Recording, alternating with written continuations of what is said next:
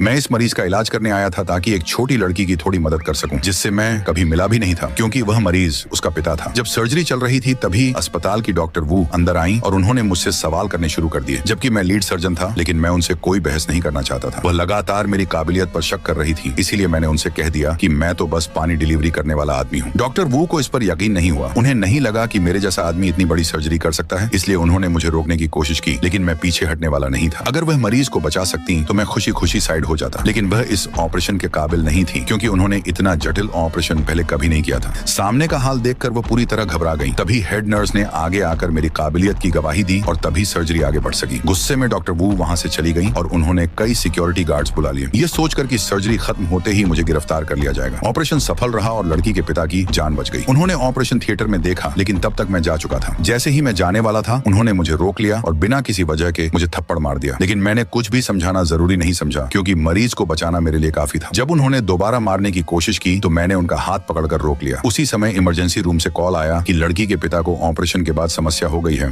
और उनका blood pressure तेजी से गिर रहा है। डॉक्टर वो घबरा गई, लेकिन मुझे पहले से पता था कि ऐसा होगा, इसलिए मैंने पूरी स्थिति समझाई और तुरंत समाधान बताया। तभी चीफ हान वहां पहुंचे जो एक और सर्जरी खत्म करके आए थे, और उन्होंने जो इमरजेंसी प्लान बताया वह बिल्कुल वही था जो मैंने बताया था। ये देखकर डॉक्टर वू हैरान रह गई, लेकिन फिर भी वह मुझे जाने नहीं देना चाहती थी। इसके बाद अस्पताल के चीफ आए और उन्होंने कहा कि भले ही मेरे पास मेडिकल लाइसेंस हो, लेकिन मैं उस अस्पताल में सर्जरी नहीं कर सकता जहां मैं रजिस्टर्ड नहीं हूं। मैं बस वहां से निकलकर फिर से पानी डिलीवरी का काम करना चाहता था, लेकिन तभी अस्पताल के डायरेक्टर कुछ लोगों के साथ मेरे पीछे आ गए और मुझे रोकने की कोशिश करने लगे और अब मैं बस उस जगह से दूर जाना चाहता था।